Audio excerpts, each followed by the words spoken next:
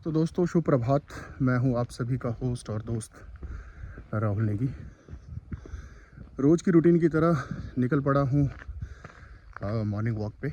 और ये वॉक मेरी हमेशा जब मैं अपनी ड्यूटी के दौरान होता हूं तो जो मेरा स्टेशन है कीलिंग, वहां से साथ ही पड़ता हुआ स्टेशन है मांडू नाला, उस तरफ को हम जाते हैं रोज़ सुबह।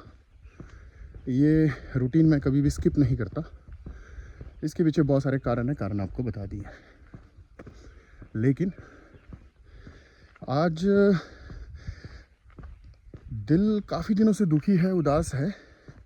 उदासी का कारण है, उस उदासी का कारण है अभी अभी जो घटना घटी है कुछ दिन पहले पहलगाम में, जहाँ पे टारगेट करके किलिंग हुई है। और हमारे देश के विभिन्न भागों से जो लोग सैलानी कश्मीर गए थे घूमने, और पहलगाम ख़ासकर, तो बहुत ही ज़्यादा ज़्यादती हो गई उन लोगों के साथ। उन परिवार के लोगों को देख रहा हूँ कई दिनों से, जो बच गए हैं हमारी बहनें, उनके दुख को देख रहा हूँ तो दिल ना दर्द से फटा जा रहा है। रिएक्शन बहुत जल्दी जल्दी आते हैं सोशल मीडिया पे, तो उन रिएक्शंस को भी देखा, चेक इन किया, और काफ़ी मंथन करने के बाद पॉलिटिकल, टैक्टिकल, और जो लोग रिटायरीज़ हैं आर्मी से, राष्ट्रीय राइफल से, क्योंकि कश्मीर को अगर कोई जानता है ना तो सबसे बेहतर तो राष्ट्रीय राइफल ही जानता है। आप में से बहुत सारे लोगों को लग रहा होगा कि भाई मैं बहुत डीप बात कर रहा हूँ, लेकिन ये इतनी डीप नहीं है। मैंने खुद कश्मीर देखा है, कोई ज़्यादा पुरानी बात नहीं है। लास्ट ईयर इंजरी की वजह से नहीं जा पाया, अदर उससे पहले साल जो है, in the year of 2023 I have visit, अपने दोस्तों के साथ हमने विज़िट किया और कश्मीर को देखा हमने। सच में जन्नत है, और वो जन्नत पर ना फिर से नज़र लगाने की कोशिश की है। ये जो टेररिस्ट बैठे हैं कुछ सीमा के पार, कुछ सीमा से इधर भी है, तो मुद्दे से भटकते नहीं है। सॉल्यूशन क्या है यार इसका? हर एक साल के बाद नए तरीके से किसी न किसी तरीके से, या तो हमारे वर्दीधारी हमारे सिक्योरिटी फोर्स है उसके ऊपर, और या सिविलियन के ऊपर इस तरह का अटैक जारी है। सिविलियन के ऊपर, खासकर टूरिस्टों पे, इससे पहले वहाँ पर इस तरह का नहीं होता था अटैक, अब हुआ है। और हुआ भी कुछ इस प्रकार से है कि सारा देश ना हिल गया है। सभी गुस्से में है, मैं भी बहुत गुस्से में हूँ भाई। सबक तो उनको ऐसा सिखाया जाना चाहिए कि आने वाली जो नस्लें हैं ना हमारी भी, वो भी याद रखे कि अगर किसी भी भारतीय के ऊपर उसका बाल भी अगर किसी ने छुआ है गलत नीयत के साथ, तो उसकी चमड़ी उधेड़ लेनी चाहिए। और ऐसा सबक सिखाया जाना चाहिए कि पूरी दुनिया याद रखे कि यार किसी भी इंडियन के ऊपर ना, किसी भी भारतीय के ऊपर ना कहीं पे गलत नहीं किया जा सकता दोस्त।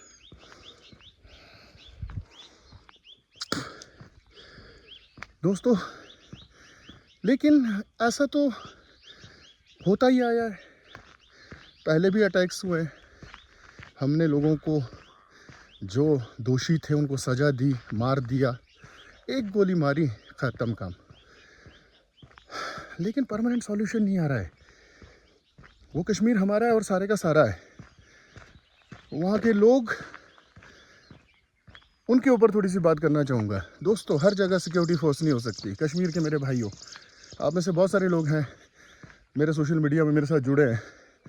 अक्सर हमारी बातचीत कई बार होते रहती है। जिन जिन जगहों पे मैं गया हूँ, रुका हूँ, उनसे मैंने बात की है। आप बहुत अच्छे इंसान हैं, लेकिन हमेशा ना सिक्योरिटी हर जगह पे नहीं हो सकती है। दोस्तों, आपको खुद सिक्योरिटी का काम करना पड़ेगा, तब आएंगे लोग आपके पास। आप बनिए ढाल, आप खड़े रहिए कि हम हैं यहाँ पर। अरे 4 मिलिटेंट 5 मिलिटेंट की क्या औकात है साले? नीचे से ऊपर तक फाड़ के रख दो सालों को। ऐसे ही आ जाएंगे 4 बंदूकें लेकर और किसी को भी मार देंगे क्या? आपको लेनी पड़ेगी जिम्मेदारी, तब आएंगे लोग आपके पास।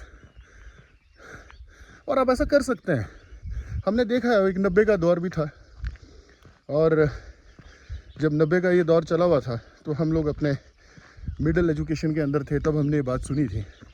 उतना दिमाग नहीं था उस वक्त, लेकिन आहिस्ता आहिस्ता बातें समझ में आ जाती थी। बाद में जाकर उन चीज़ों को समझा, तब आप लोगों को लगता था कि हम ना शायद आज़ादी पा सकते हैं। और ऐसा सोचना आपका जो है वो इसलिए गलत नहीं होगा क्योंकि जो अलगाववादी लोग थे उन्होंने उकसाया आपको। फिर उस दौर के जो लोग हैं, जब वो मैच्योर हुए, उनको लग गया पता है कि ना ये बात बिल्कुल गलत है, हमें बरगलाया गया। एक दौर बीच में आया यूथ का भी। जिस जगह की बात मैं कर रहा हूँ वहाँ पे हम रह के आए हैं एक रात, और एक दिन पूरा गुजारा हमने। मैं बुरहान बानी के इलाके की बात कर रहा हूँ। तो यूथ आए अपने गन के साथ और अपने यार दोस्तों को इन्फ्लुएंस किया, गरीब लोगों को इन्फ्लुएंस किया, बेरोज़गार थे, पैसे दिए, लेकिन उन्होंने भी देख लिया ना कि ये कोई रास्ता नहीं है, it is not the way. तो अब जो यूथ है वहाँ का हम देख रहे हैं। मैं लास्ट ईयर जो है सुंदरनगर में था, और वहाँ पर इंटर यूनिवर्सिटी चली थी क्रिकेट की, और जितने भी प्राइवेट कॉलेजेस हैं हम देख रहे हैं कि वहाँ से अधिकांश जो बच्चे खेलने आए उसमें कश्मीरियों की संख्या बहुत ज़्यादा थी। And they are damn good, अच्छे खिलाड़ी हैं, अच्छे स्पोर्ट्समैन स्पिरिट के साथ खेले। हाँ, कैंटीन है मेरे फ्रेंड की एक वहाँ कॉलेज में थी, मतलब अब तो नहीं है। तो उस कैंटीन में वो लोग आते, खाना खाते, बैठते। हमने बात की उनसे बहुत लंबी, not 1 hour 2 hour, more than 2 days. उनकी सोच है ना बदल रही है। क्यों बदल रही है? क्योंकि एजुकेशन मिल रही है उनको। और उन्होंने स्पेशली कहा कि ये जो राष्ट्रीय राइफल है ना कश्मीर के अंदर, ये सबसे ज़्यादा कार्य कर रही है लोगों को मेन स्ट्रीम में लाने की, एजुकेट करने की। दोस्तों, बंदूकों से तो हम लड़ते ही रहेंगे, ना जाने कब तक लड़ते रहेंगे। बहुत सारे देश ऐसे हैं जो बंदूक बनाते हैं, कभी नहीं चाहेंगे कि पीस आ जाए। चाहेंगे भी कि उनका कारोबार उससे चलता है, लेकिन देखना तो हमें है। तो एक जो मुझे लगता है बीच में, कश्मीर वालों को अपना कश्मीर खुद बचाना है। जम्मू कश्मीर तभी बचा रहेगा। हम लद्दाख गए, वहाँ कोई समस्या नहीं है। हमने स्टे किया वहाँ पे, 2-3 जगह पर, खुली जगह पे घूमे। हर आदमी आकर वहाँ कोऑपरेट करता है। कश्मीर में भी ऐसा ही हुआ हमारे साथ। लेकिन कश्मीर में हल्का सा डर तो लगता है, क्योंकि शाम को 5 बजे के बाद आवाजाही बंद हो जाती है। मॉर्निंग में 9 बजे से पहले आप जा नहीं पाते हैं। अभी देखिएगा अमरनाथ यात्रा होने वाली है, किन परिस्थितियों में होगी आई डोंट नो, होनी तो चाहिए, क्योंकि ऐसे 4 दहशतगर्द आकर ना हमारे देश के एक हिस्से को, सबसे सुंदर हिस्से को, हमसे अलग नहीं कर सकता। ये हमारी जिम्मेदारी है कि उनको, उनके मंसूबे जो हैं, उनके इरादे जो हैं ना, उसमें उनको सक्सेसफुल नहीं होने देना है।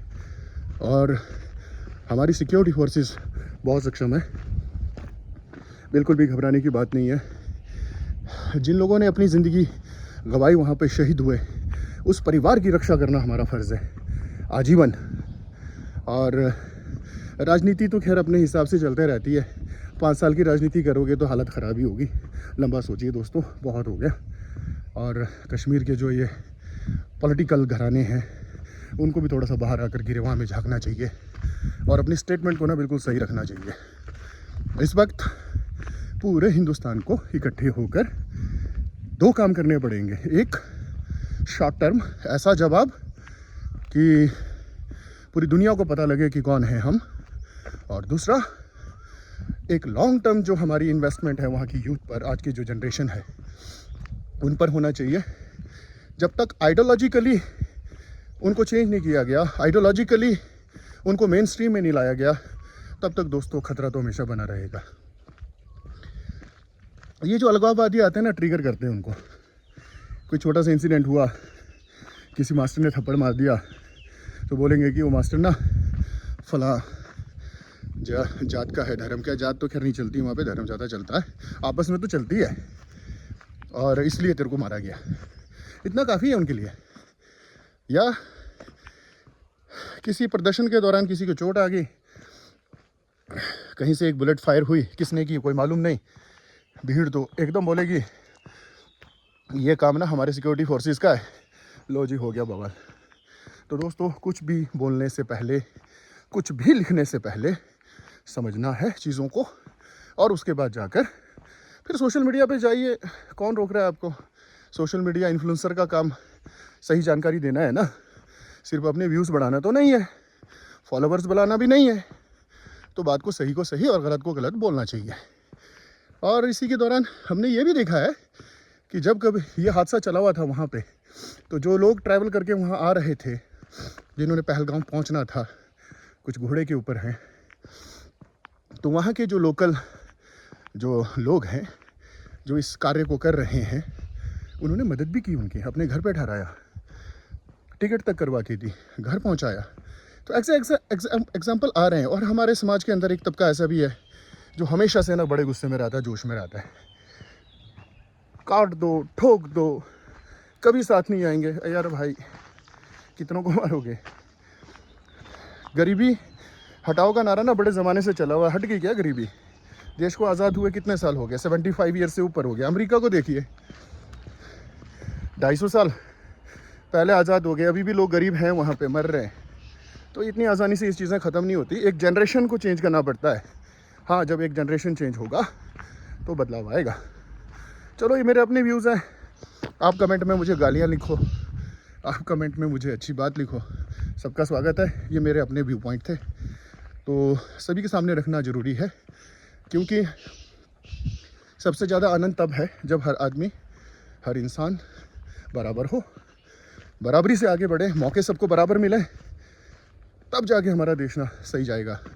नहीं तो यहाँ तो अभी भी वही प्रथा है, मैं, मेरा, मुझको, मेरे पॉलिटिकल कनेक्शन है तो मेरे को फ़ायदा है, मेरी जान पहचान है तो मेरे को फ़ायदा है, मेरी जान पहचान नहीं है तो मुझे कोई नहीं पूछ रहा। तो दोस्तों, बदलिए इस ट्रेंड को और कोशिश कीजिए कि अगर आप सोशल मीडिया पे हैं तो कुछ बेहतर लिखें, पॉजिटिव लिखें। हाँ, बदला तो चाहिए हमें, क्योंकि वो जो वहाँ बैठे हैं ना, वो भी स्लीपर सेल है। अपना दिमाग तो होता नहीं है, नशे के आवेश में कुछ भी कर जाते हैं, उनको ये भी नहीं पता। उनको अगर ऐसा बोलेंगे ना, अपने बाप को मार दे, माँ को मार दे, मार देंगे वो लोग, क्योंकि वो तो स्लीपर सेल है। कोशिश तो उनको भी ठीक करने की जानी चाहिए, और ये जवाब ना आएगा ज़रूर। हमें पता है सरकार सक्षम है, पर किस तरीके से आएगा ये किसी को भी नहीं मालूम है। और थोड़ा पेशेंस रखिए, और पेशेंस रखने के साथ अपने आप को तैयार रखें। और तैयार इस बात के लिए रखें कि जो एजुकेशन है हमारी, मेन स्ट्रीम एजुकेशन की बात कर रहा हूँ मैं, तो मेन स्ट्रीम एजुकेशन है ना, वही रास्ते खोलेगी। और मेन स्ट्रीम एजुकेशन के लिए कश्मीर के अंदर आज के दिन में जो सबसे अच्छा कार्य कर रही है वो राष्ट्रीय राइफल्स है। सैल्यूट उनको। मैंने बहुत सारे इंटरव्यूज़ देखे हैं, हमारे रिटायर्ड जनरल हैं, लेफ्टिनेंट जनरल है, पांडे सर एक बहुत अच्छा बोलते हैं, और 3-4 और बड़े अच्छे सोशल मीडिया पे आकर बात रखते हैं।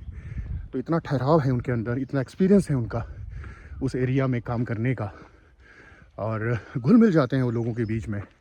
गन लेकर तब इधर उधर घूमना अलग चीज़ है, लोगों के बीच में जाकर बात करना, उनको एजुकेट करना, उनको मुख्य धारा में लाना अलग बात है। बचेगा तब जब वहाँ के लोग ना सामने आएंगे। और देखा हमने कई तरह के प्रोटेस्ट चले हैं, उस पर भी कई तरह की बातें हो रही है, कोई प्रोपेगेंडा बोल रहा है, होगा भी शायद, और सब के सब तो नहीं होंगे, कुछ तो आए होंगे जिनके पेट पे लात लगी है। और हमने देखा है जब हम सोनमर्ग पहुँचे शाम के समय, और वहाँ हमने देखा कि वो जो पूरा का पूरा इलाका है सोनमर्ग का, वहाँ पे न जाने कितने लोगों को रोज़गार मिला है। और एक एक कमरा जो है वहाँ पर 600-700 से शुरू होकर 1000, 1500, 2000, 3000 तक जाता है। और उसकी मैनेजमेंट के लिए इतने सारे लोग वहाँ पे लगे, उन सबका रोज़गार है। घोड़े वाले इतना सारा काम वहाँ पे कर रहे हैं। कश्मीर के अंदर जाकर पेट्रोल डालना अपने आप में ऐसा है कि सबसे महंगे पेट्रोल वहाँ पे मिलता है, दूरी बहुत है। तो ये सारा का सारा रोज़गार ना उनका ख़त्म हो जाएगा। इस साल देखिएगा आप कितना फ़र्क पड़ेगा। तो कश्मीरी भाइयों, आप अपने आप को ना खुद बचा सकते हो। बाकी कौन क्या बोल रहा है सोशल मीडिया पे, क्या नहीं कर रहा, ये तो आपको पता है, एक्शन का रिएक्शन है। तकलीफ़ तो बहुत हुई है दोस्त, और बचा भी आप ही सकते हैं। तो करिए कुछ अपने लिए। राहुल नेगी का प्यार भरा नमस्कार। खुश रहें, आबाद रहें। थोड़ा सा तकलीफ़ है आजकल, पर कुछ तो राहत मिलनी चाहिए। तो सरकारें अपना काम करें और लोग अपना काम करें।